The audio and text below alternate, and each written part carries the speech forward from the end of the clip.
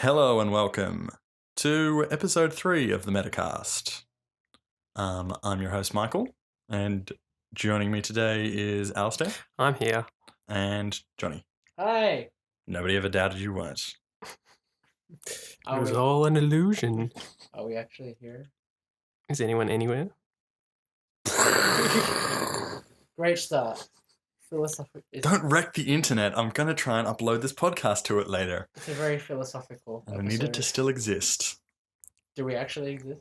Or are we just a collective mind? So, I'm going to stop. Yeah, stop it. It's too real. Yeah, rule of the episode of the podcast, no getting meta in terms of anything. Mindset? Just no meta. Okay.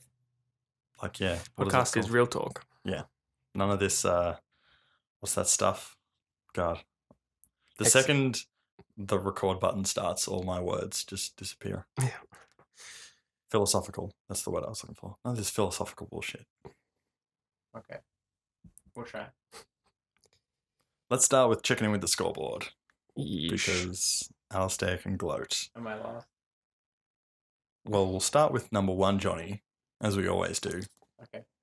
Which is Alistair. Yes. 6 wins, 5 losses. Yeah, So that's a better win-lose ratio than last time. it is. And I'm coming second, again, still, trailing behind you. 4 wins and 10 losses. Which is just... Pretty But- bad statistics. I'm in every video, so it's... The statistics I'm show like, that. my win-loss ratio is never going to get better. You lose 100% of the games you don't play. Yep. I should start doing that. Just give everyone, like, a loss, even if they weren't in the video. I would lose. No. all the time. That would be awesome. No, don't do that.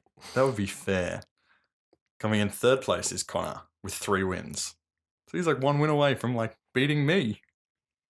And 4 losses. So he hasn't been in very many videos. And then Special Johnny Yay! in 4th place with 1 win and 8 losses. Oh, fucking up. Yep. But that's okay because David's in 5th place with 0 wins and 7 losses. Yeah, that's pretty bad. And then rounding up the scoreboard in 6th and last place is Shaylee with 0 wins and 8 losses. Ouch. Pretty bad. Gotta hurt. Gotta hoit. We should have a graph and just like plan out statistically when we can win our next one. Like, you know. I'm not gonna... No? I do that for myself so I can be back on top. You can like... I'm not gonna give you my strategies.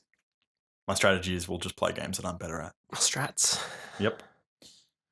Well, we're gonna start doing some board game meta plays soon, hopefully, with the live actions. That's gonna start happening. Everyone can see my pretty face. Yep. And everyone will know what you look like already because of my awesomely drawn little Scott Pilgrim inspired characters. Yeah, but they'll be like that. I prefer the drawing. Just Yes, Yeah. they will. yeah. Because you say stuff like that, they will prefer the drawing for you. But yeah, everybody will know who we are. Yeah. Not because of the drawings, but because only our friends watch the videos anyway. For now. For now. But yeah, so we're going to start doing drunk plays, which will have live action Yep. in them. Yep. And we'll start doing some live action stuff. Which will be fun. 'Cause it's like, games doesn't mean video games. Yeah. It can mean anything. Games. But- Game. With that out of the way, what have people been watching and playing and viewing with their eyeballs? You're watching a lot of E3 coverage. Yes. Yes, I've also been doing that. I got up at 2 a.m. in the morning to watch the Xbox One, Yeah. like a little Christmas morning ritual thingy. Yeah. That I was- used to get up at like 2 a.m. for Christmas. Yeah. So silly. Yeah, I know. And then you get a little bit older and then you're like, I'm going to sleep in until 10. Yep.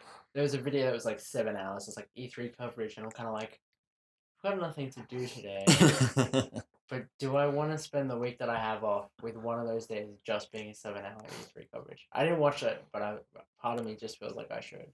Yeah, I started off looking at the Australian Times, being like, oh, I can't watch the Bethesda one, I'm at work. And then I'm like, oh, I can't get up early for the Xbox One because I'm at work. And then I realized that I went on break at work right when the Bethesda one was on. So I was just like, oh, I'll watch it on my phone. And Yeah. watched all the Fallout stuff, and that was pretty freaking cool. And I'm excited about that. I am really excited about Uncharted 4. Mhm. Looked good. That does look good. Just I only watched I- half the video because I fell asleep through it, but that wasn't because I was bored of it. That was because I was just very, very tired.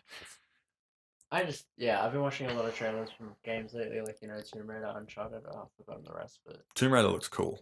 Tomb Raider looks really good. The really deep snow that they're like Yeah. walking through looks awesome. And it's cool because that guy's back. He was in the first one, I think. I think he was that guy with the mohawk, that maybe? like big tribal guy with all the tats. I haven't played Tomb Raider in a long time, like when it first came out. The first one is in the new first The- one. the new first reboot. one, Yeah. the reboot. But Because I played the remaster. remaster version on the next When was he? gens. I only played a few hours of that. When I didn't see him. Yeah, you might not have gotten up to him Okay. in that first couple of hours. He's like part of like he was in like the opening cutscene. Really? Yeah. What other games? That's coming okay. out? We'll forgive you. Halo 5's coming out. Yes. I'm really psyched for that Looks good. because Blue Team is back, who are Master Chief's like original squad Yeah. from the books, and I have read The Fall of Reach, and it is awesome. And really psyched to hear that in the special edition of Halo 5, they're making an animated series based on Fall of Reach, which is sort of like, I guess they want to like, for people who haven't read the book, to like sort of get the backstory of who these characters are. They're still having coverage for Batman Arkham Knight, which I think is interesting because it's like It's next out week. like next week, yeah. Like, It's sort of I pre-ordered it and I'm just like, oh, this is out next week. And they had a trailer. They've been releasing. I've never seen a game release so many trailers.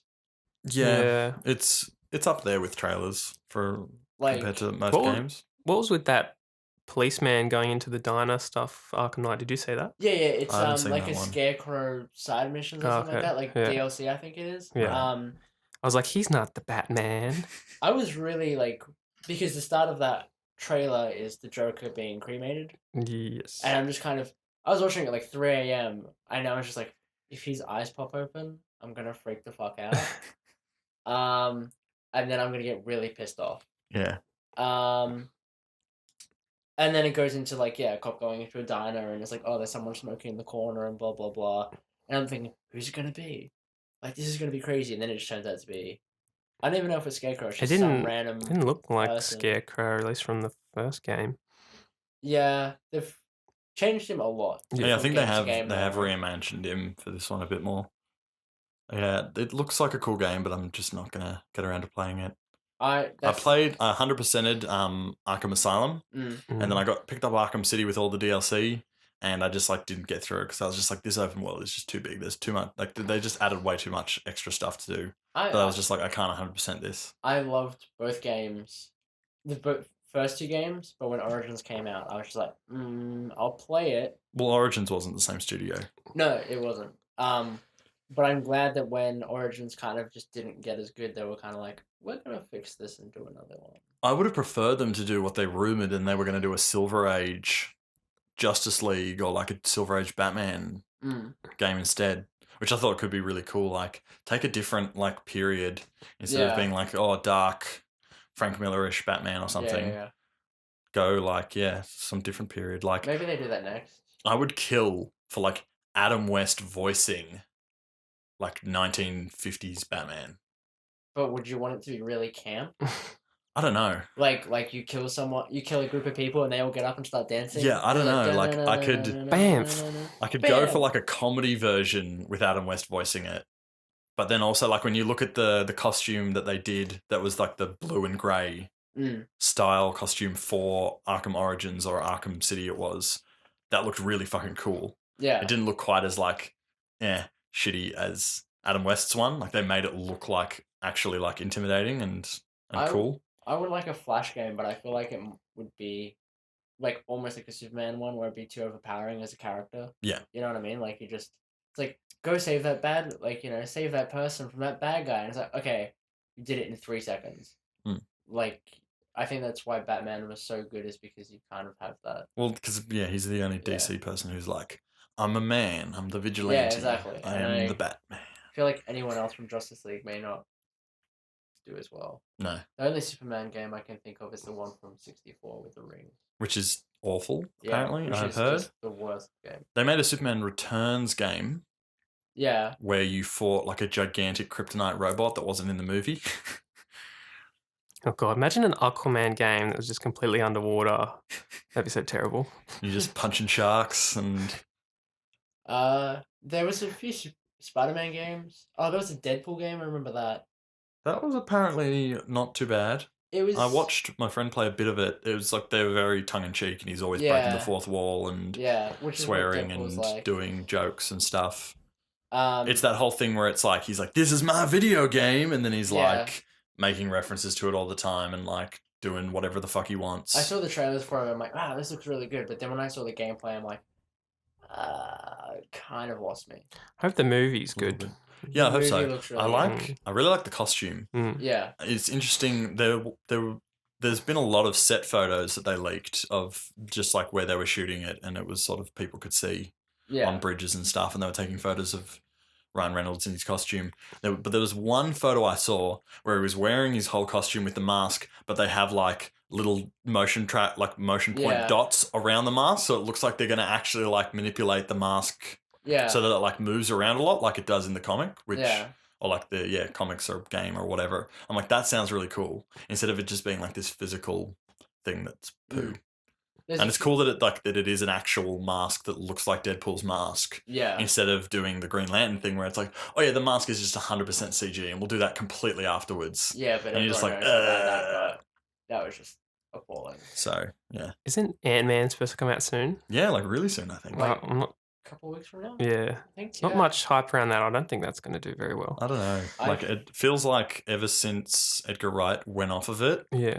Everyone's kind of not as interested because he was like wanting to do an awesome movie, and apparently his like problems with Marvel was that Yeah. they were trying to make him like tied into the cinematic universe more. Yeah, And he was like, but I'm trying to like, just do this cool film. And they were Yeah. like, no, you got to do this and this. And the problem is, I think it was Stanley or something came out and go, yeah, I really enjoyed the script. It would be a really amazing film and blah, blah, blah. And I'm kind of like, and he was overhyping it. Like, It it was was- the greatest thing. And I was kind of like, well, what's the new film going I to be can't like? remember who it was. It was like Zack Snyder or Yeah, it was someone or like from Marvel that you're kind of like, well, or Nolan didn't- or something or somebody. I can't remember who. Or it was like, no, I think it was was it what's his name, Gunn, who directed Guardians? James Gunn, yeah. James Gunn. I think James he Gunn, was yeah. like, yeah, I read They read the script and he I've read loved it, his yeah. script, and it's like the best Marvel script of anyone Yeah, that there was. And you're like, oh well, that's just gonna make me sad for that. yeah. I'm still like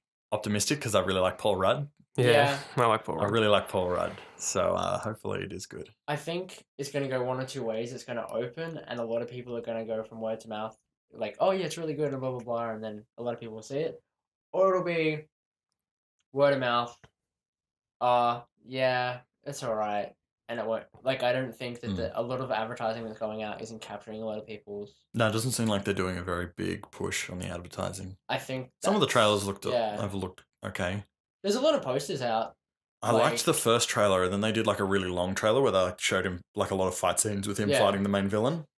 And from that, I sort of got that, I don't like it because it's that Iron Man and Hulk problem where it's like, here's the Hulk and he's fighting a Hulk clone. He's Iron Man Yeah. and he's fighting an Iron Man, a Yeah. dude in an Iron Man suit. And this is like, he's Ant-Man, he shrinks and he's tiny and he's fighting another guy with the same powers as he is. The only thing that saved it for me in that trailer, though, is when they're fighting and it's close-ups of them, like, really going at it, and then it goes to a long It shot. zooms and out. and they're in a train set, Yeah. like a kid's train set. I'm like, okay, this, as long as it's not taking itself too seriously, I'm okay with it. Like, yeah, that Yeah. little bit of humor you Yeah. get the idea from that trailer is like, it does look, that sounds cool. I still haven't seen Avengers 2. Yeah, neither. Really? Yeah, I was just like not that hyped to go see that. I don't know what it is, but I think I was like it's- avoiding trailers as well because I was Yeah. like, I don't want to see too much of this. I just want to like see it and I just go and see it. I think with the Avengers films, it's just so much coming at you that I don't remember it afterwards. I'm just kind of like, that, yeah.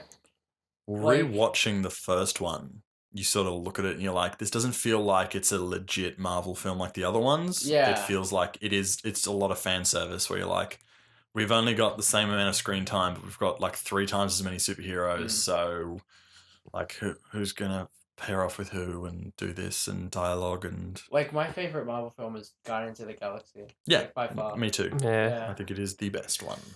It's But awesome. Winter Soldier Winter Soldier's up there. was for very me. good. Yeah. In terms of like actual superhero movies compared to like Guardians of the Galaxy, which is much more like a Firefly, just like Star Wars sci-fi film. Winter Soldier is probably the best like traditional superhero one. From the Marvel movies, I still think Iron Man's one of the best. The first Iron Man's really Yeah, solid. It's really good. I remember watching the third one and going, what is this? I hated the third one. The Yeah. third one, I was just kind of like, this. I enjoyed the third one probably more than the second one, but The third one, like though, some people really like it. Some people are like, it's awesome because he spends no time in the suit and it is just like Tony Stark the whole time. And I sort of get where like people. But I think the thing that pissed me off from. the most in the third one, and spoilers for anyone who's seen it, but when they, well, not even spoilers, what they did with the villain at the Yeah. end, where they're like, just kidding. Yeah. I was just kind of like, you've got to be kidding me. Because I've read a lot of comic books, I'm like, this character is so amazing. And it is the only Iron Man villain who isn't Yeah. just another person in a Iron Man suit. Yeah, and I was just kind of like, you could do so much with this, and they just Didn't. went, lol jokes, just kidding, Guy Pearce. Guy Pearce. And I'm Guy kind of Pearce like, is cool. Oh, even though like that, like the flashback stuff at the first scene. yeah, like that was a cool scene at the start. it I was like that. very, very corny and like.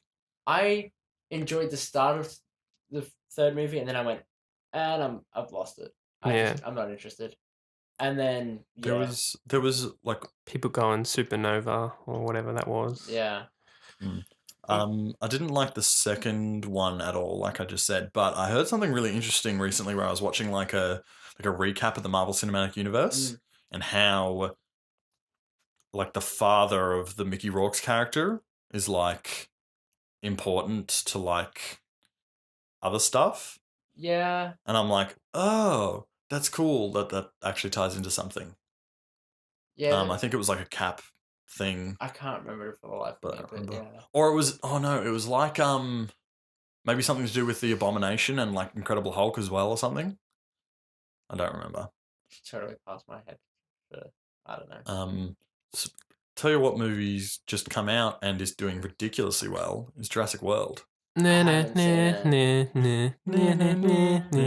I haven't seen it either, but it was just like it grossed like $500 million in its first week. Yeah. Which like blew away records, which is like, oh shit, yeah, like if it holds that up in the next couple of weeks, it's gonna kick like every movie off of that top like highest grossing. Obviously, like it won't keep doing it quite that much, but like if it runs for like a month or two in the cinemas, like it's probably like it's looking to get up there with like below Titanic level.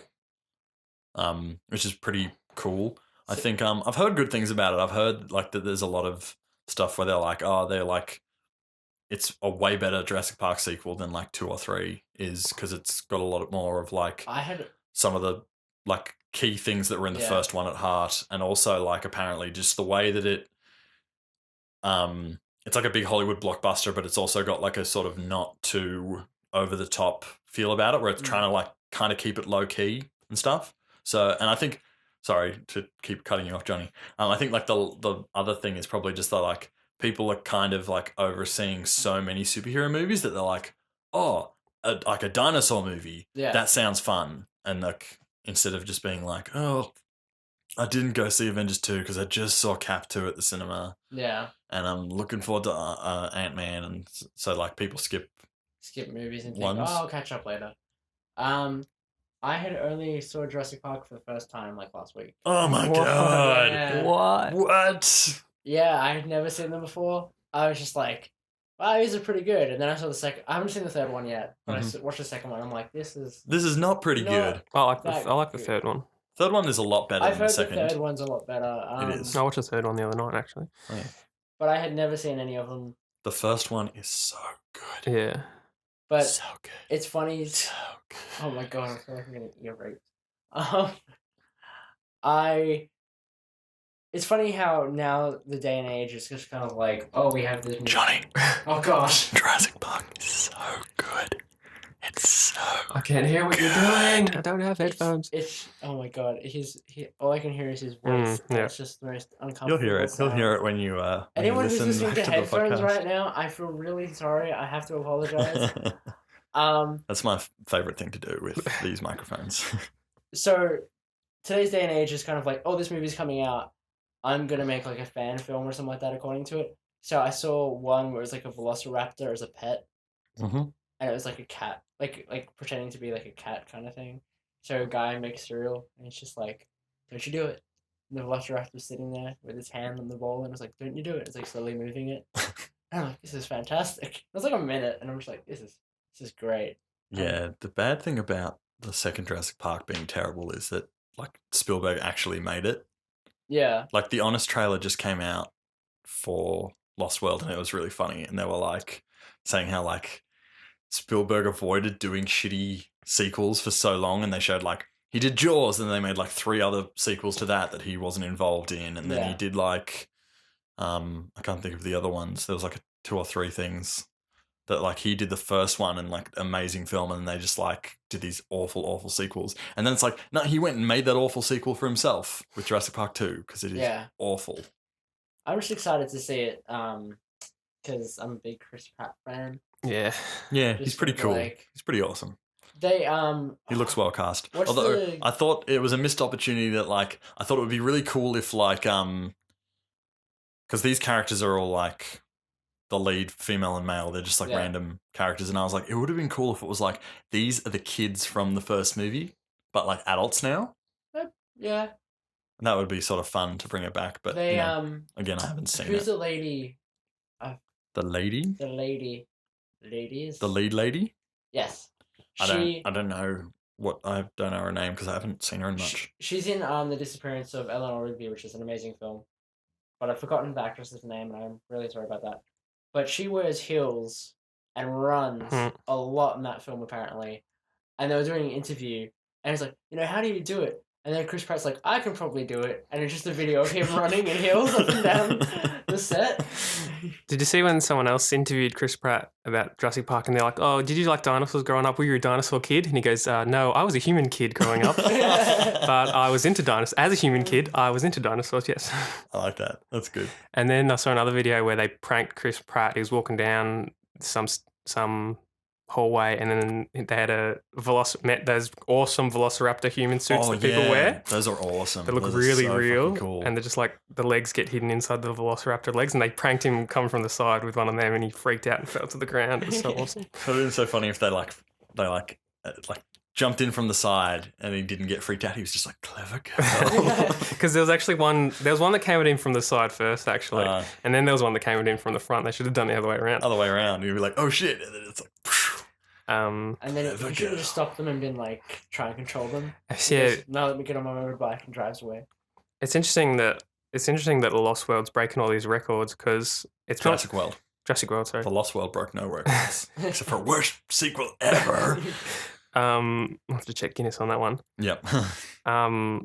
It's breaking all the box office records because it's not guaranteed, but I'm pretty sure Star Wars is going to do pretty well. Yeah, I think it will. And break the records again, which would be really interesting. When does Star Wars come out? It's like Christmas, they said. Just roughly this Christmas. Yes. Has anyone seen the conference where they bring out the robot and it's like the BB-8, yeah. And it's a physical effect. It's so cool. Drives around. I'm like, what? I want one. Yeah. They have to make toys with them. They have to make toys with them that work. They'll sell so many. You go to conventions and they have R2D2 everywhere. I'm like, is this going to be the new thing where this more BB-8? Yeah. BB-8's going to roll around. But you could just cosplay as like one of the Star Wars characters and have a remote control. Yeah. For BB-8, and you could be like, just drive it around with you. It's a double cosplay. I think like Jurassic World's doing really well, like breaking those records. But when you look at James Cameron's movies, like nothing still comes close. Avatar. No, Titanic was the first movie to ever gross over $1 billion. Yeah. And it originally grossed like 1.6 billion. And then it took fucking like 10 years almost for another movie to like get close to that, to actually get over $1 billion. Not quite 10, it's probably like more like 5 or 6. And then Avatar came out, and smashed it and became the first movie to ever gross $2 billion. And then when they did the 3D re-release of Titanic, Titanic has gone over. It's like $2.5 billion. Yeah. And I think Avatar's like 3 almost, or it's like 2.8 or 2.9. And those two movies, still no other movie has gotten to 2 billion yet. Yeah. All the other like 3s and 4s, they're in like the mid to high 1.5s and stuff. And I think that Star Wars is actually like the only one coming up that actually has a chance of being like the biggest movie. I am wondering how well Terminator is going to go, the new one. Ooh. Because I'm that's not sure about really that. like I don't think it's going to go nearly as well like of Jurassic World. Like it's not even close to that. Like because the hype is really mixed. People are like, why'd they misspell the title? I don't like it. And I've heard like so many people's opinions just being really turned off by it and stuff. I think it's going to be a lot better than the last one, Salvation. Yeah, I think it actually looks like it's decent. I avoided it. I saw the teaser, then I avoided the next trailer because I heard that there was like big plot spoilers in it. There is. And then I was watching this other video where James Cameron was like interviewed, and he was basically like, I saw it and I really enjoyed it, and I like the way that it pays tribute to the original films well while like changing it up. But then during his interview, they were showing clips from the movie, and I feel like I got like a little bit too much, and I was like, no, I'm going to turn that off. There's a trailer, so don't watch it. But like, there's a trailer where it's just like it's apparently like it's not just twist. It's not just spoilers. Yeah, it's just like, oh yeah, the twist in the movie, we told you it, so it's not a twist. If I had seen it in the cinema, I'd be like, whoa, I was not expecting that. But I watched it in the trailer, I'm like, what the hell? Why do they... Yeah, it's like the ultimate, like, for the last couple of years, all the trailers that have been coming out have been, like, just showing, like, the entire movie in that trailer and not leaving anything. And it's really strange because it's kind of like, why are you doing this? But for promotion, they just had Arnold Schwarzenegger dress up as Terminator and go around Hollywood. Yeah, I saw that video. Yeah, so he was in the wax museum and he was like frozen, and then these people would go take photos with him and go, it's like, how's it going? And they freak out. And they freak out. That's awesome. And he was walking around and he goes up to like an impersonator, like a Terminator impersonator, and he goes, I'll be back, and then they're like going, I'll be back, and the guy's just kind of like, he doesn't hold a candle to the real Terminator. And I'm just like, wow, this is really embarrassing. Like, and he walked up to some guy in a truck and he's like, get out. And yeah, the guy's like, the guy about to get out. He's like, no, it's okay. It's so funny. You have to watch that video. I will definitely watch that after we finish this. Maybe get back to the games. Okay, I'll just finish with talking of Terminator Genesis. I like the concept where instead of the third film where it's like, oh no, we're going to shit on the first two and just be like, oh, that whole time, the future's not set thing. Oh no, it is. And you didn't stop Judgment Day, and you can't stop Judgment Day, and here it is. And that Terminator 3 was terrible.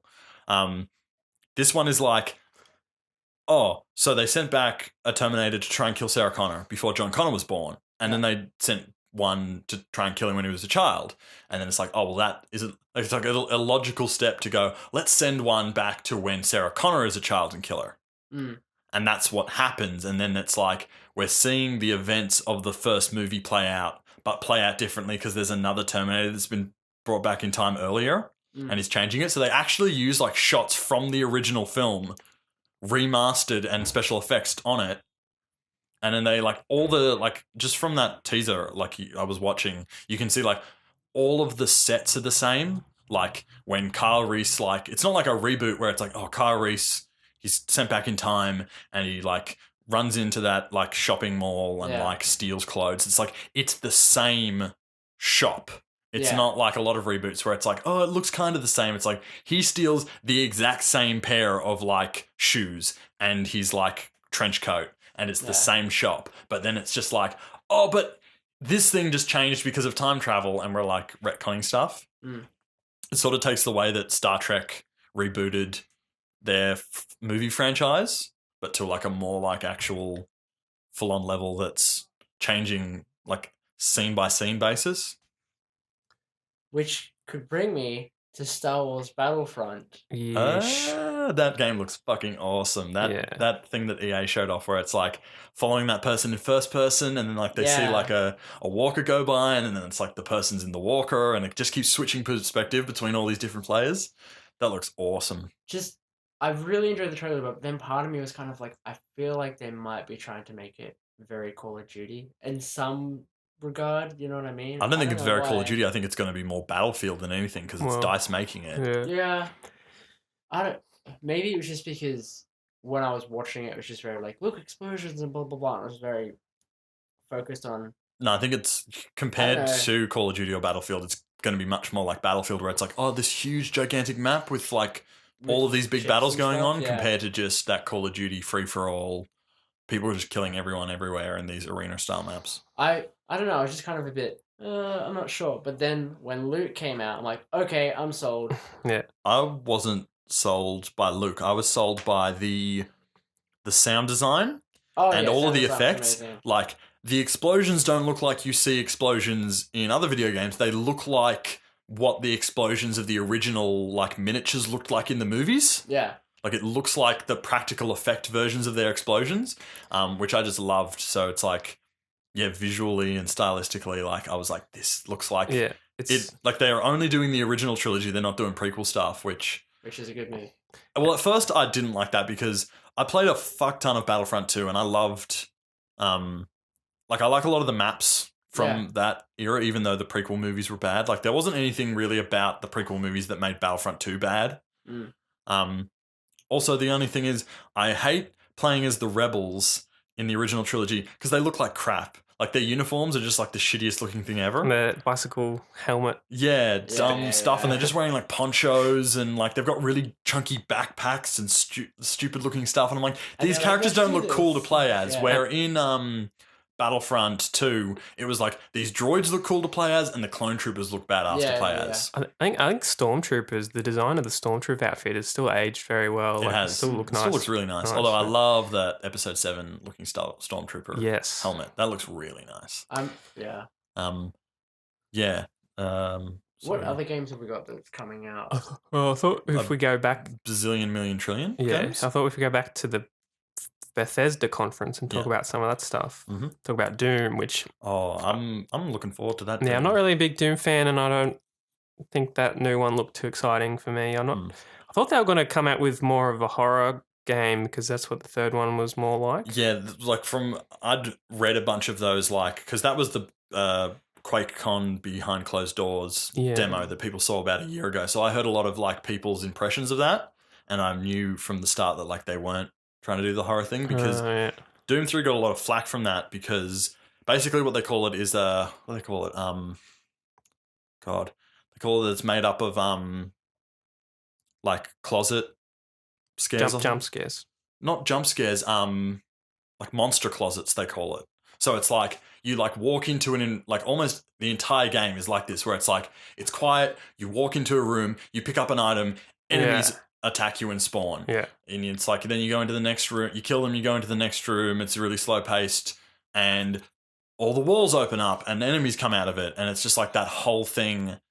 These enemies jumping out of closets, like the entire game, which I did like at the time when I first played it, and it was a very scary atmospheric game. But going back and playing the original Doom, it's so much more fun just being this crazy fast-paced shooter. Like, we've gotten the trend of shooters recently with Titanfall and Call of Duty and everything like that being much faster games. You go back and play Doom and you're like, this game is as fast as those games back then. And like when you like talk about like performance-wise, like frame rate-wise, Doom never stutters like ever. Like its frame rate is like 150 frames a second non-stop. And it feels great. So I like that they're like, as a fan of Doom, I'm excited because they're taking like the pretty visuals and enemy design of some of the stuff from Doom 3, but they're giving it the fast-paced, fun shoot-'em-up action of the original games. They did a study recently where they're like, oh, a lot of people enjoy Call of Duty more than Battlefield because it's more fast-paced. And they're like, what? How much more fast-paced is it? And it's like 0.814 of a second. And it's just like, and that makes it more fast-paced, meaning people want to play it more. And I'm like, but that's such a small. Yeah, I don't think that's not like, that's a very, like, not a very broad sort of study because it's like, that's not all the the reasons. as why people. Some people like it for different stuff. Yeah, I'm more Like, of a say Battlefield. you, Alistair, you play Battlefield. Yeah, I played tons You of played Battlefield tons of 3 Battlefield. and tons of Battlefield 4. I was a 2-1-4-2 I was talking to fan. Alistair, Johnny. I was asking him about Battlefield. Tell me about Battlefield. Alistair. Yeah, well, Battlefield's great because I like Battlefield because it's a massive maps, and every time you jump in, it never feels like you never feel like you play the same game twice. The multiplayer, the way the multiplayer goes, you never feel like you just go through the motions and it's gonna end up the same way like a Call of Duty game might end up. And the stuff that happens in like the Battlefield trailers where they pump it up and like all this crazy shit going on, like that stuff generally happens really dynamically, like just stuff exploding everywhere. Yeah, like watching that Battlefront demo, I'm just like, I can imagine all of this stuff just happening as you're playing, crazy things going on. It does, yeah. So that's... You ever played 2-1-4-2 Battlefield? No. 2-1-4-2? 21-42? 21-42. Yeah. I didn't play much 21-42. No. I played a little bit of it. I've played 1942 a lot. I was a big fan of 2-1-4-2 where it was like, I'd get in a helicopter and it'd be like futuristic and I'd be flying everywhere. Like there'd be bridges and I'd be going under them and going through them and all that. So, for me, I find like vehicles and stuff like that much more engaging than more close quarter combat or whatever. Yeah. And back to Bethesda, Dishonored 2 is what I'm really excited about. That trailer. Did you watch that trailer? Yeah, that was a cool trailer. Really cool. And then you reveal that it's Emily and it's like 17 years later or something. That's pretty cool. And but you can play as her or Corvo, the guy from the first game. Yeah, that did sound pretty cool. Like from my little knowledge of the lore, I was like, that's really cool. I can imagine fans of it being like, holy shit. Like that's the equivalent of me with like Resident Evil 6 being like, holy shit, that's Sherry. She was in RE2 when she was like a 12-year-old and now she's like 26 and she's working for this corporation thingy and like geeking out on that sort of lore stuff. Yeah. Which apparently that's all I've heard from Dishonored is like the really cool lore and stuff. And it was funny. You know how they Bethesda showed off their mobile vault building game? Fallout Shelter, yeah. Fallout Shelter, and they're like, it's out today, and everyone was like, oh yeah, fuck. It was funny. I was watching the ID at Xbox showcase reel that they showed off in the Xbox one, showed this person's indie game that's like essentially the same thing. Yeah, what was It's like an underground base building like Fallout Shelter basically game that's like a tiny tower sort of thing. Yeah, I didn't see that. But in underground bases. And it looks so similar to that as well. I can just imagine this like oh, man. It's like a 3-person team. They've been working on this thing for ages to bring it out for like Xbox One and stuff like that to get all Microsoft's help with the idea at Xbox. And then Bethesda show up, not showing anything that they've been working on for so many years and just be like, and it's out today. And they're just like, let's just not even release it. Let's scrap it. Like it's never gonna like live up to like a Fallout version of this game. Apparently, people in 2008 for one of the Fallout 3 trailers, it was like I think it was like a developer trailer behind the scenes, and you know how they showed people working on stuff on their computers. Apparently, someone like paused and they showed what looked like Fallout Shelter being worked on all the way back then. That's really funny. I could almost believe that. Yeah. Do you know what I read the other day? It was like a satire article, and it was just like, Tony Abbott's government was all marketing campaign for Fallout. I saw that on my feed. It's making more money than Candy Crush at the moment, I think. Wow. On the App Store. That's and it's cool. Not going to come out on Android for a few months, though. Oh, really? Yeah. Oh, that sucks. Yeah. I thought it was on Android as well. Product. Shut up, you. Corporate shill. Yeah, like it looks cool and like, yeah. What did you say his name was? Was it Todd? Todd Howard. He did such a good job of presenting that stuff. So and like, it was like, yeah, that game looks like a good free-to-play game. Like, it doesn't look like it's got terrible microtransaction stuff. And like, yeah, just the way, like, yeah, he presented everything was just like, there was just so much hype. He was just like, so this is Fallout 4, and everyone's like, yeah. And he's like, and this is the character creator, and everyone's like, holy shit. Yeah, I and then he's like, that, and then like, yeah, the woman's like, my turn now to look in front of the mirror, and he's like, you can play as a woman too, and everyone's like, oh yeah. And they're like, it's coming out on this date. Like, everyone was going so mental. Yeah, and he showed up, in dog Fallout Shelter. And everyone's like, yes. The dog. And then like, he goes into the VAT system and everyone's like, oh, VATs are back. Yeah, the VATs look cool how it doesn't completely stop time. It slows it down. Yeah. I like that. Yeah, I like that too. And then he kept showing the game, and then you think, oh, this just looks really good. Because And then he's he like went to Fallout Shelter, and you're like, oh yeah, and then he's like, we got some more stuff to talk about Fallout 4, Yeah, and then he showed like the base building, and you're like, yeah. oh my god, and it just feels like you could just play that game forever. Yeah. Just like, because it's just like, oh yeah, you just have bases and you build them up, and like people will just come and attack you, and you could just keep doing that for like ever and ever and ever. Because the first one looked like it was in that starting area where your house was, and I'm like, oh, is that only going to be in the one spot? And he's like, no, you can do it in other locations. There's loads of places all over the place that you can do it. Oh my God. And they showed that He's one because they showed the first one they built that was just like a 2-3 story place, and then when they were like, you can do it in other places, they showed one that was just like a really massive, huge like set of staircases that was like 5 stories high and have this like floating like building that high up, and I was like, oh my god, that looks so cool. As soon as I saw the fort building, I'm like, I'm buying this game because I've never played Fallout before. No, man. So I was just kind of like, played a lot of that, Fallout 3. I really liked Fallout 3. And that kind of dynamic base building is really something that's been in a lot of early access games and indie games. Yeah. How you can move walls around and put them wherever you want. So it's really interesting to see that come into a big AAA game. Yeah, just like the people that made Rust are like, oh fuck, our game's over. Yeah. Speaking of fort building games, I'm sick of hearing about Fortnite. I'm like, tell us a fucking release date. Yeah. Okay. Fortnite is who is it? Is Unreal? Epic.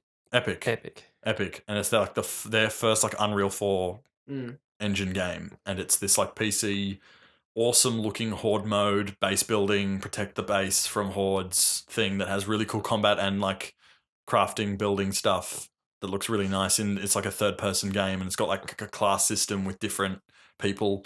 Yeah. It's got these really cool, nice, characteristic caricature, maybe I was meaning. Like cell shaded, kind of like Team Fortress 2-ish, but like prettier. Third person. Yeah, third person, which I also like. And they've been showing it off for like 3 E3s now. Yeah. And it hasn't, and they're like, oh, there's an alpha coming, and I'm just like, just release it or stop talking about it. There have been, yeah. Like, I'm getting so sick of hearing about it that I'm like, I'm not wanting to play this game anymore because I'm just angry that I can't play it yet. There have been people led into the alpha, they said, and they've been testing it a lot, but yeah, I want to play Because there it. was a whole bunch of videos that came out ages ago that Game Informer like got hands on and showed off all these videos of gameplay. And then I like was reading this article and they're like, this is what's changed in Fortnite since we last saw it. And I'm like, just release it. Yeah. I was watching the indie game, the movie, and I was just like, oh, Fez, and I started playing that. And I was like, yeah, it took 5 years to make. And then I'm like, I really enjoyed the game. And it's like, Fez 2 is being developed. I'm like, how long is this going to take? And then you looked it up and it was like, oh, it was cancelled because Phil Fish quit game design because of all the Twitter stuff. Oh, really? Yeah, you're way behind on all that stuff. God damn it. He there's all sorts of shit, like he brought Fez out on Xbox 360 and it was like broken and he needed to patch it, but that was back when like Microsoft like charged developers like 20 grand to release an update to games. And he couldn't afford it or something like that. So then he was basically just like, oh, really sorry guys who bought this game on Xbox 360, but it's going to stay broken because of the way that Microsoft do their shit, because I can't afford to do that. Yeah. And then I think there was some other stuff that I didn't hear about that was just like loads of like people being assholes to him on Twitter, and like loads of developers get that sort of shit. Like I remember reading that article recently where it was like a Call of Duty game where the guy like tweeted about like a changelog of being like, oh yeah, the this sniper rifle has like a fire rate change of 0.1 of a second, and people were sending like death threats to his family and stuff like that. What? Yeah. And so it's sort of that thing whenever like there's loads of game developers on Twitter that get so much shit like that. And so he just like had enough and he was like, fuck you guys, I'm leaving Twitter and I'm not fucking making games anymore because of all you cunts. And so then you cancelled Fez 2, I think. Yeah. It doesn't surprise me because if you watch the documentary, you're just kind of like, this guy really does not enjoy what he's doing a lot of the time. Like he's doing it because he enjoys it, but then you a can lot of the imagine time that like it's he so was much pressure. like the amount of time that he spent trying to make that game and yeah. stuff. And like you look at Fez's graphics as well as its like gameplay elements, and you're like, this is a really, of those like kind of like 8-bit, 16-bit throwback retro-y puzzle games, like it stands like way high in the quality specs of like the graphics and that whole like it's 2D but it's like 3D rotating shifting mechanic that like makes the puzzles so interesting. Well, he basically did it 3 times. Like he basically just went, "Oh, I don't like this," and got rid of it and started again. Yeah. And they have like a side by side comparison of the first time he designed it to the third time, and it's kind of like, wow, this is completely different. Oh yeah, I haven't seen that. Because by the time he finished the first time, he goes, "Oh well, I know how to do pixel art a lot better now, so I'm going to do it this way." And then he do it. Yeah, and his pixel art looks amazing. Yeah. So by the third time, you're like, "Wow, this is fantastic," but kind of disappointing. Tell you what other game that I was really excited about that I wasn't super excited when I saw the like reveal trailer, but then I watched the gameplay demo they did of it. Super psyched for it now. For Honor. Yes. That looks awesome. That looks awesome. It is Knights versus Vikings versus Samurai. Yeah. And it's like it's a third person. I thought like it looked a lot like a Chivalry. Yeah. Which is like a first person sword fighting game that's kind of like a Call of Duty-ish game where it's like a 12v12 deathmatch, but it's all melee medieval combat. And they released a DLC for it that was like Samurai and I think Vikings as well. And I was like, this looks a lot like Chivalry. But then they showed it off and it's like freaking gorgeous and it's like really cool where there's like the game mode that they showed off is like it's like there's a whole bunch of AI enemies. So there's like the two enemy armies are like massive, but there's like it's 4v4 and you're like sort of like hero characters. It's MOBA elements kind of. Yeah, a little bit like that. And then there's like capture points where it's like A, B, and C on the map you need to capture. And I was like, this is looking cool and like it's very pretty but then they showed off this cool, I don't remember like the like fancy media name for it, but this mechanic where you use the right analog stick to change between like these three different wards essentially, and you got like a left defensive, a right defensive, or an upper defensive. And I think if you're in that ward, you might attack from a different side as well. So they're showing like it's like Knights versus Samurai, and they're the knights, and they're like running out into the field. They've got like big two-handed claymores, and they're like just cutting through a whole bunch of like the NPC enemies. And then he's like, oh, I'm going to run up to this tower where one of the control points is. And there's like one of the other hero characters up there, the samurai. And then they like lock onto each other and they're like dueling. And they're kind of like doing footwork and like changing their ward back and forward. And you can see him changing like what side he's attacking from. And then that guy changes like what side he's defending from. And I'm like, that looks like really fun melee combat that like I'm a really big fan of like sword fighting and stuff. And so I'm like, that looks like it's an interesting enough mechanic to make it give you some realistic sword fighting that gives you some variety, but is still like simple and fun to play. Compared to like Chivalry is a bit like, oh, hold down the attack button a little bit longer, or attack while strafing left to do a different attack, or attack while like walking backwards to do a different attack. Yeah. And this seems like a lot nicer system for that. I love that guy that came out to announce it. Did you see him? He's had a cane. Yeah, that guy's cool. He's walking out and he's really enthusiastic about his game. Yeah, I didn't see him doing the announcement part, but I saw him at IGN's like showing the gameplay off. Yeah. And he was sitting there and he was like, yeah, he was really cool and enthusiastic. It looks really awesome and it's looking to be like a really big like IP for is it Ubisoft's game? Yeah. And it's Ubisoft Montreal, which is like their really good big studio that makes some of their best games. Ubisoft is Assassin's Creed as well, right? Yeah. Yes. Yeah. I feel like a lot of audience is just losing interest in Assassin's Creed. I have since forever ago. Yeah, it's obviously still selling pretty well, I think, for them to keep doing it every year. But I haven't been watching any of this Assassin's Creed Syndicate coverage. Actually, it looks alright. I think it looks a lot better than... like, it looks like this one might be the one that they're actually... like, are actually fixing some of the stuff that they like people still didn't like with Unity. The last Assassin's Creed game that I played, I think, was 2. Yeah. And I was, like... at a temple, and I remember just like something must have been wrong, but I just kept trying to jump from one point to the next, and I couldn't get it, and I just got so frustrated. I'm like, I'm done. I played, and I put it down. I never played since. I've never bought an Assassin's Creed game, but I was like borrowing them from friends and stuff like that. I was super psyched about the first Assassin's Creed. I like saw a trailer for it like way earlier before a lot of my friends, and I was like being like, oh, how cool does this trailer look? How cool does this trailer look? Just like the way that Altair would like walk in crowds and like the way he would like shift his body and like push past people in a crowd was like, oh my god, this is amazing. And I remember the. And then I like played it and I was like, this is cool, and realized that it's actually like super, super boring and like missing so much stuff. And then the second one was so good with a really good story. And I played it and I played Brotherhood, and that's when I like fell off and didn't play Revelations, didn't play 3. I played 3. Didn't play 4. And then Unity, I was gonna be like, I was like looking at it, I was like, this reminds me a lot of what like Assassin's Creed 2 was cool for. Yeah. Like it looked really pretty. I liked the era and like the fashion of the look of like their assassins' outfits is always important. So I was like, this is gonna be the one that gets me back into it. And I was like, will I buy it at launch? Will I wait a little bit? And I like didn't buy it at launch and just heard about all the problems and bugs with it, and so I just never did. I remember the first one and how exciting it was just as a game. Like, and then like the end of the game, you know, he has the eagle vision or whatever, and you can see in the cell that it's like is it Japanese? Yeah, there's a whole bunch of Japanese stuff, and people like decoded that message, and it's about this Japanese island that like all of these people disappeared from mysteriously. I had a friend who speaks Japanese, so we invited him over to translate for us. Yeah, and how long ago was Assassin's Creed 1? Because I remember being quite 2003. Nah, what? No. Because it was 360 era. So yeah, it was like 2006, 2007. I think I was like 14 or something like that, and I was just like, what does it say? We're just like, oh, is the next one going to be like in Japan and stuff like that? And we're just all excited about it, and then it just never happened. And then all these games after. They've said that they're not going to do one in Japan because they're like, there is that side-scrolling one that came out recently though. Yeah, that's China.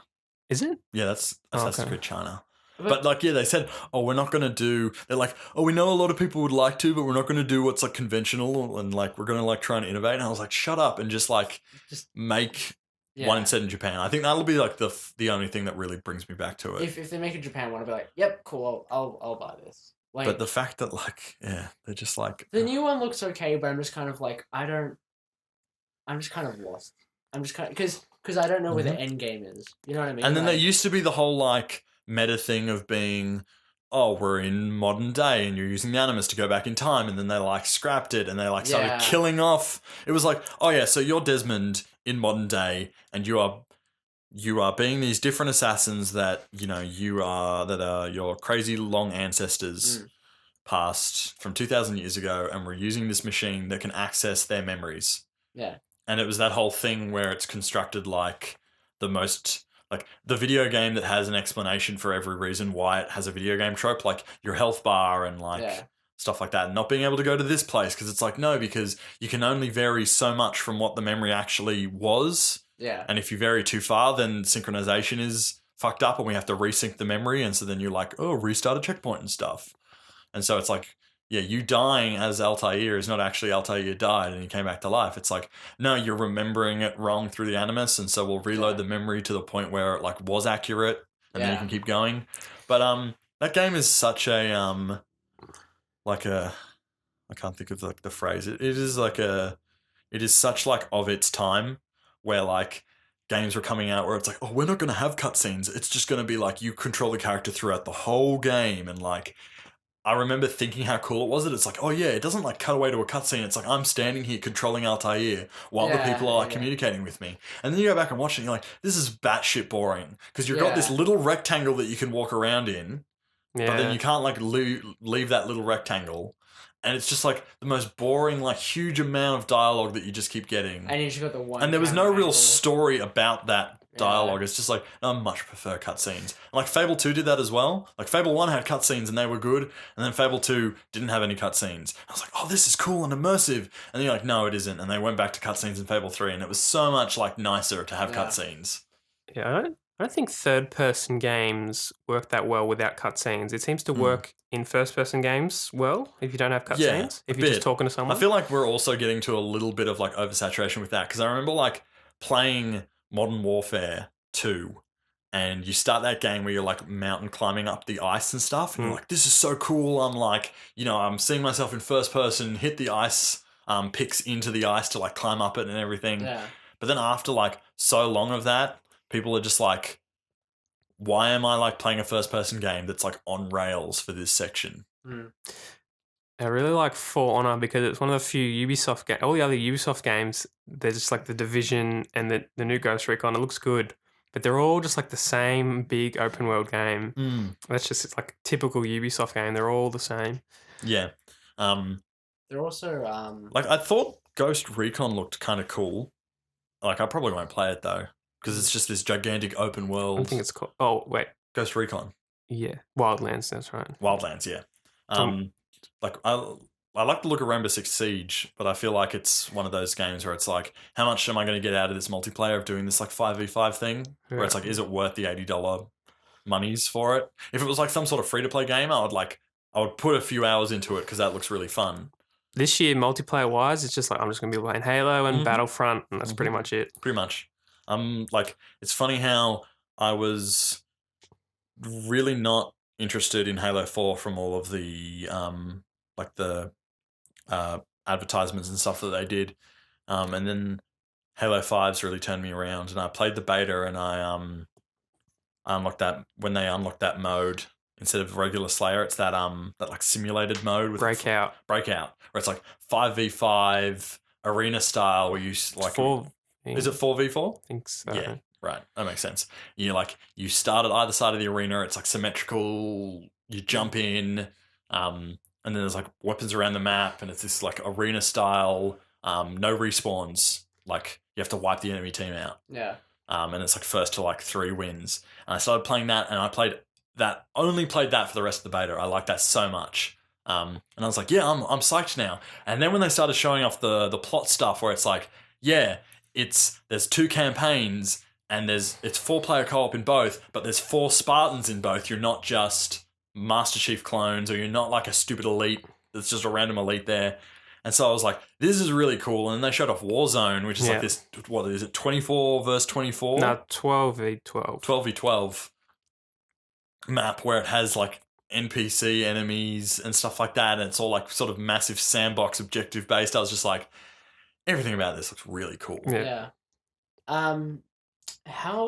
So they said that they were going to re-release Final Fantasy 7? It's not re-release, they're remaking. Like are they remaking it? Or it's a legit remake. Okay. It is not like a up-res or anything.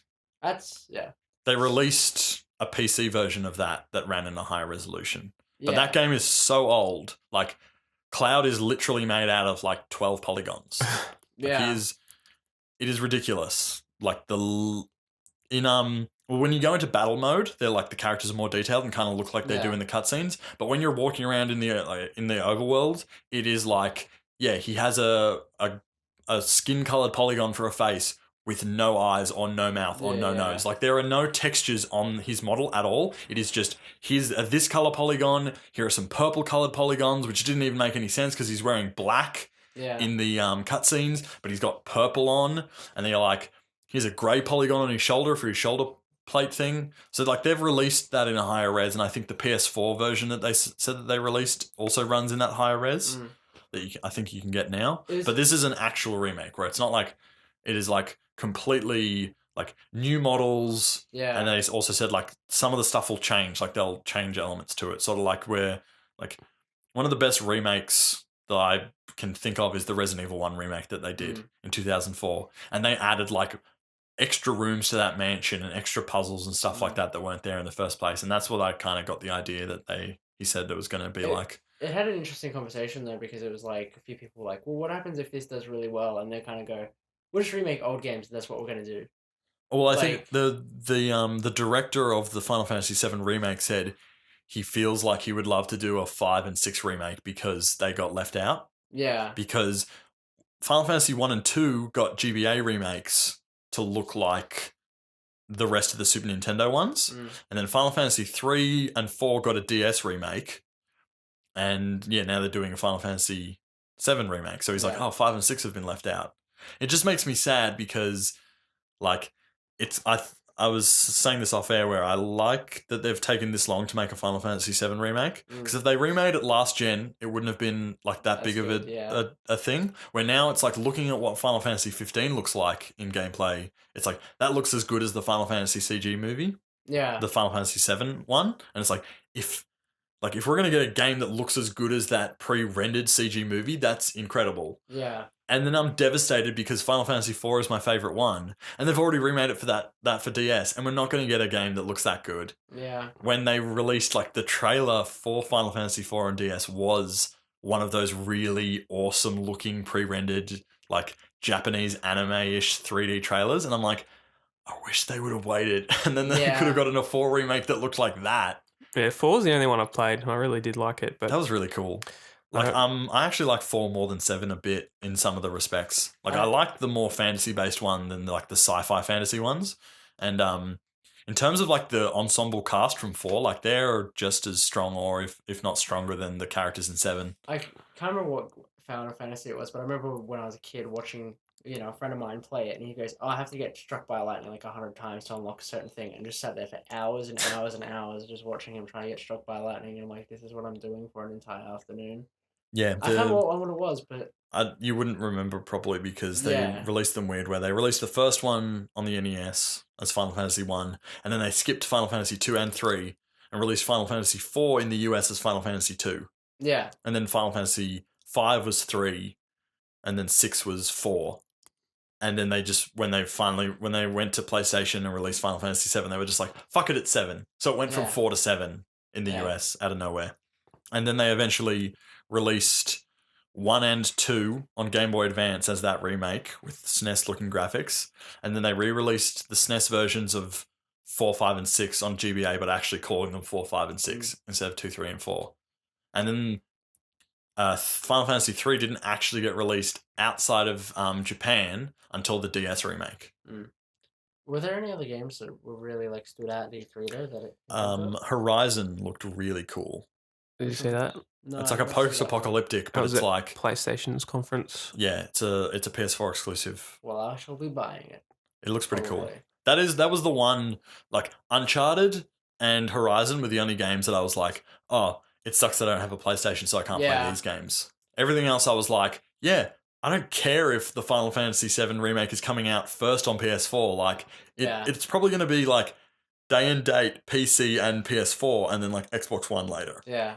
Or something, and I'm like, I don't give a shit. I'll just play it on PC and like have better graphics than the Xbox One version does. Have you played any Uncharted or seen any Uncharted? I played on like half of Uncharted 3. I have played all the Uncharteds. Yep. But like 4, I was like, when I see that gameplay, I'm like, oh my god.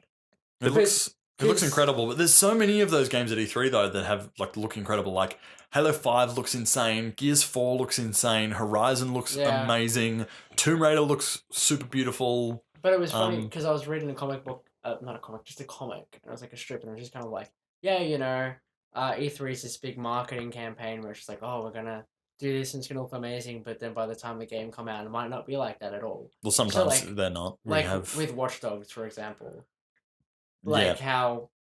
But then they found that the PC ones were, and then people said that about The Witcher 3, that it's like, oh, it got downgraded from that E3 demo, and it's like, it barely did. And CD Projekt Red were like, yeah, it got downgraded because that stuff wasn't running in like the full open world, and then when we added an open world, we couldn't run like those things like that. A lot of it was only really lighting, like the color palette is just different from the old footage wasn't to the that new much stuff. Difference. And I kind of like the new color palette of The Witcher 3. It's really bright. It is super pretty. Like anyone who's like, oh, the stupid console versions made the PC downgraded. It's like, what are you talking about?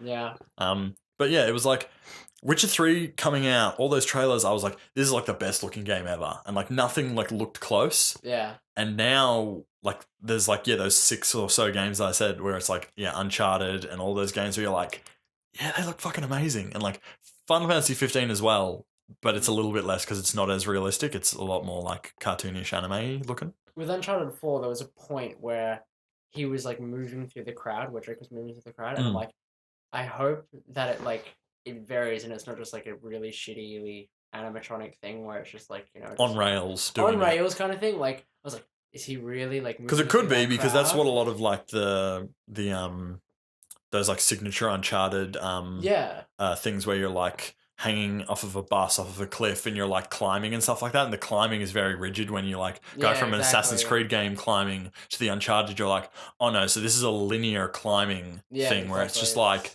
might as well be not quite, but like a QTE where it's like, left analog stick to the right. Now click A to jump across. Now left analog stick up. Kind of like that terrible QTE climbing section at the beginning of Halo 4. The only thing that I don't like about some of the Uncharted things is just like, I think it was 1 and 3 both towards the end were like, and now we're just gonna go really crazy and change everything up. Like the first one, I was like, oh, now everyone's possessed and it's a zombie game. And then the third one was like, and now everyone's possessed and they're a demon.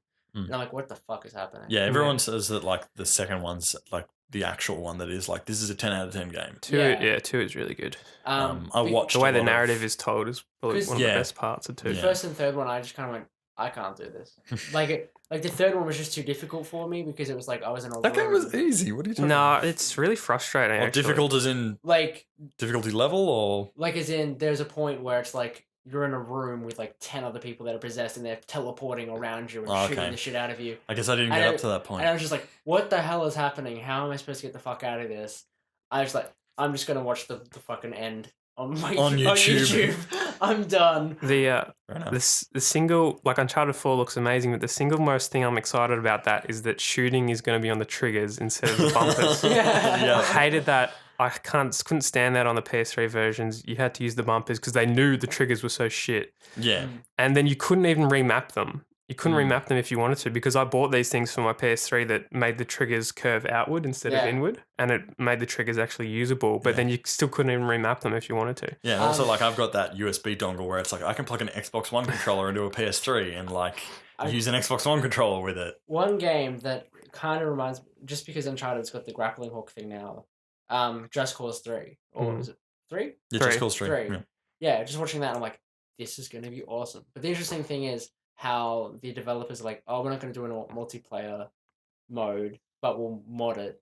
Like, yeah, they're going to mod it. Yeah, because that's sort of what happened to the second one. Yeah. I played like a little bit of Just Cause 2, but I didn't get into it enough. It's another one of those. It's too big. It's too much. There's way too many open world games where it's like there's so many games coming out. Like Halo and Gears, I'm like I can play those. And like Tomb Raider, I'll probably play because I liked the reboot. But in terms of other open world games, it's like, well, I know that I've got The Witcher 3 that I've played like 60 to 80 hours of, and I'm still not even close to finishing it because I'm only at like the beginning of Skellige. Yeah. Zelda Wii U is going to be a massive open world game. I'm going to play the fuck out of that.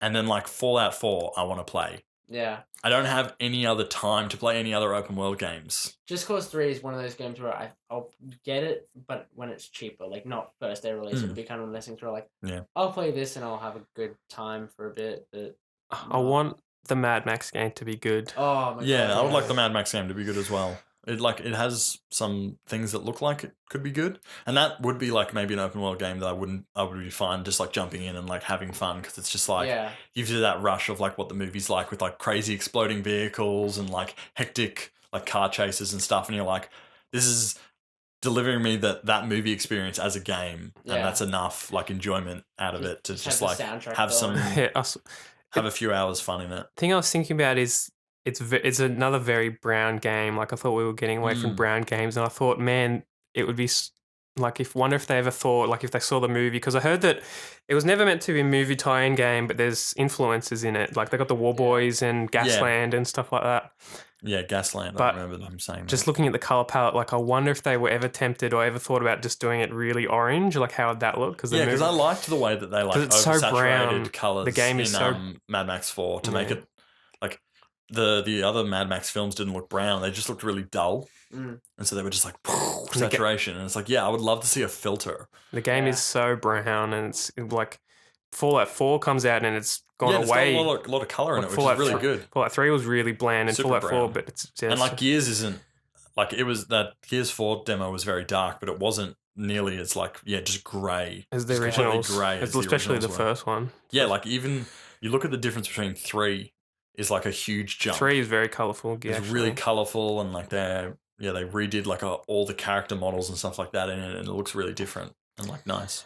But yeah, for Mad Max, there's really interesting gameplay stuff in the car. How you've got some like mutant friend. Yeah, they said his name. I think he's called Ratbag or something like that. Maybe sounds like a good name for a mutant friend who is in the back of your car. Yeah, and he, like, when you aim, it's like you drive, but like when you aim to shoot at other cars with the harpoon, he gets up in the back and shoots. And then they crashed into another car, and this war boy jumped onto Max's car. And so the guy in the back had to cower, so you couldn't use him because this guy was banging on the roof. So you had to shake him off. And then your True. car gets beat up and blown up, and he gets out and fire extinguishes the flames off. And then when you come to a stop, he gets out to the engine and tinkers with it and fixes it I up. feel like that would be like so like it's such a wasted opportunity to have like a co-op mode in that game. Like that would be so much Yeah. fun to have to actually like have two people. Yeah, it's really built around you being able to do all the actions, though, I think. Yeah. And then you can switch to like first person in it as well, and the driving's on the right hand side of the car, which is awesome. Yeah, that is cool. I like that they did the detail of that. I feel like the first person driving will make it like way harder. Yeah. Yeah. First person driving in GTA 5 is so hard. Yeah. Just crash Yeah. all the time. Yeah, that's like I That heard. first mission when you race Lamar Yeah. and you got to steal get back Oh, those yeah. cars. I just absolutely totaled the car because I was in first person. I was determined to stick in first person. Yeah.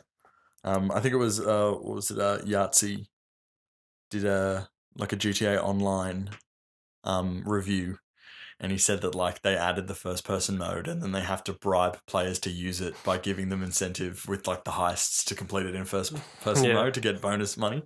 Yeah. This E3 they've done barely any, and it's available now. Things. A few. The Gears beta. The Gears beta is like pretty much the only thing that they've done. And the Fallout Shelter as well. Oh yeah, the Fallout Shelter Fallout thing. Shelter, yeah. Yeah, so I've been playing some Gears 1 multiplayer, and it is just feels like Gears 1 multiplayer again. Yes, I know, which I never really played a lot, but I played 2 and 3, and it's kind of hard to go back to 1. Yeah, like there's just so many like things that they improved on in 2 and 3, like in terms of just like gameplay with weapons and like the way that those mechanics work, but then also just like extra modes, like being able to have bots, being able to have the horde mode that was so much better. Like I just feel like the Gears 1 isn't gonna have like it doesn't have enough content in it, like compared to like I would have liked I would buy it in a second if it was Gears 1, 2, and 3 Yeah, but remastered. they weren't going to do that again after Yeah, Master because of Chief Master Collection. Chief. But like if they were only gonna do one, like maybe do 3 because it's like got the best features out of all of them. Yeah, so I don't know, like if I instead of like buying the Ultimate Edition, like because they announced the Xbox 360 backwards compatibility, prefer to just like chuck Gears 3 in my Xbox One or like play Judgment that we got for free that month with Games with Gold that we haven't played. Well, I hope I remembered to redeem that. Hope you did because I definitely did. But yeah, and it's coming to Gears of War Ultimate. It's coming to PC as well. That's interesting. Yeah. It's very interesting. And like, because then like, yeah, Fable got announced a few months back at, was it Build or something that they announced that? Or not Build, just like a Windows 10 event. They were like, oh yeah, game streaming, like, but not game streaming, cross-platform play between Xbox One and PC. And here's Fable Legends running on PC. And you're like, what? They talked about cross-buy, I think, as well. I hope that's cool. I hope that I'm not sure if it's fully supported, but cross-buy is it in terms of like the way Windows works. Cross-buy is fully supported, but it's up to the developer to choose whether it's cross-buy or cross-play or cross, everything else. Because that would be really cool for Gears and Fable. You just get them on both platforms. Yeah, well, in terms of Fable, it's a free-to-play game. Yeah, and they said any DLC that you buy will be across both games. They said on the server side, it does not distinguish whether you're playing it on PC or Xbox. Like the server just sees you as like this profile is playing it and it has this, which is cool because like that trailer for Fable Legends wasn't bad. I've not been as excited for it as when they first announced it because it isn't like this open world Fable game. It's just it's a very small mission based thing. Like co-op is fun, and you can't customize your hero. Like I think like it would have been fine to be like, yeah, here's the tanky character and here's the this character, but still be able to like customize their appearance and their outfits and their weapons. Yeah. But because it's free to play, I'll pick it up and play it. Yeah. Have you seen the MOBA Gigantic? Yeah, I've been seeing that for a while. Like, when I was looking up MOBAs to play because I was like, I like the sort of the match mode of a MOBA being a bit more objective based compared to just shooters where it's just like get kills. But I really don't like top down. Like I really like third person stuff. So I played a bit of Smite And then I also saw like those videos for Gigantic, and I was like, this looks really good. And then they were like, it's going to be on Xbox, and it's going to be cross-play between PC and stuff. Is it a first-person shooter? No, it's a third-person shooter or a third-person hack and slash, depending on what class you are. Okay, yeah. I heard that first person is that Blizzard Overwatch game that's kind of a MOBA, kind of not necessarily. For some reason I thought Gigantic was first person, maybe not. I really like the art style of Gigantic as well. I did hear in Gigantic you can choose if you want to play just against Xbox people or across Xbox and PC or just on PC. That's interesting. Yeah, that's another thing that like Phil Spencer said at Build, where it's like, you can choose to have different lobbies. You can choose to let them be cross-play, or you can choose them not to be cross-play, or you can choose to like only have people opt in to do the cross-play. I don't think they are, but imagine if they did that for Gears. Yeah, because they said like they could also do it like they can not only be like, oh, PC and Xbox can't play together, but they can be like, people on PC using a controller can play with people on Xbox using a controller, but people on PC using mouse and keyboard can't be match made with people using a controller. People could get around that probably. Probably could, but I think that's sort of more for like maybe if first-person shooters start to do it, they don't want to, because it's, it's supposed to be an advantage using a mouse. Yeah. Not that I hate using a mouse, even if it is an advantage. It's kind of the same with like a third-person shooter. Like if I have the option to play the game as a third-person shooter instead of a first-person shooter, I will pick that, even if it makes like me at a huge disadvantage. I prefer that mode. Fallout 3's the shooting's kind of bad any way you play it, but it's probably worse in third person. It is worse in third person. I did play only like half of it in third person, and that's why I was like the third person mode in Fallout 4 looks really nice now. Yeah, like the shooting looks a lot better and stuff, and just the way like some of the HUD works and everything looks like it just works better for third person, because like Morrowind like did it as well, where like the Elder Scrolls games started being like, you can do it in third person, but it was just never optimized because there's so many tiny little items like on every single table in that game that you need to put your cursor over, and you just can't in Elder Scrolls. And so Fallout 3 still had like a little bit of that, but it was a lot better than what like Oblivion was for third person.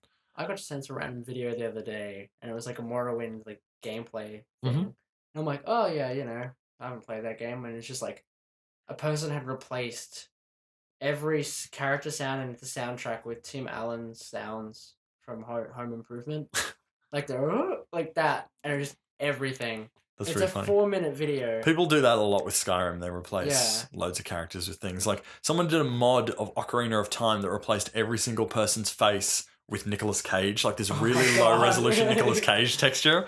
It is horrifying. I saw there's a lot of Left 4 Dead ones, like Boomer becomes Santa and like. Yeah. Have you seen there's a Dota 2 announcer pack that's Rick and Morty? What? Yeah. Oh my god. Yeah, you have to look out, and the courier is Mr. Meeseeks. I'm Mr. Meeseeks. Oh, you have to look that up. It's so good. That sounds awesome. Yeah. Oh man, that's cool. Well, how long have we been going for? An hour 20. So cool. I think we talked a lot of E3. Yes. Yeah. Talked a little bit of movies. That was fun. Got weird you can in between the middle with you whispering in my ear. We don't talk about that part. We're on YouTube. Yes, we are. We are called METAgames. You can search us and you can find us fairly easily. We have a Facebook page that is facebook.com/metagamesau. You can tweet us at metagamesau. And then there's the SoundCloud that is the METAcast on SoundCloud. Even though this is probably how you're listening to the podcast, so you already know that you're there. Unless you're on YouTube. Cool. Yeah. Peace. Thanks, See you next month. Bye.